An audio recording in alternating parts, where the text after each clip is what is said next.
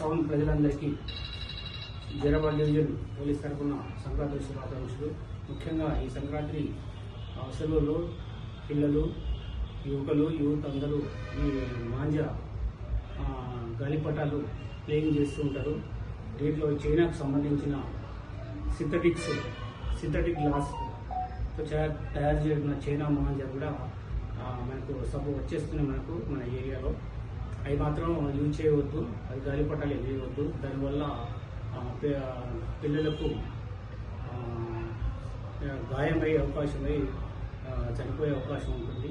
యువకులకు, పక్షులకు అందరికీ ప్రమాదం ఉంటుంది. కాబట్టి ఈ నిషేధించబడిన చైనా మాంజాను ఎవరు వాడవద్దు.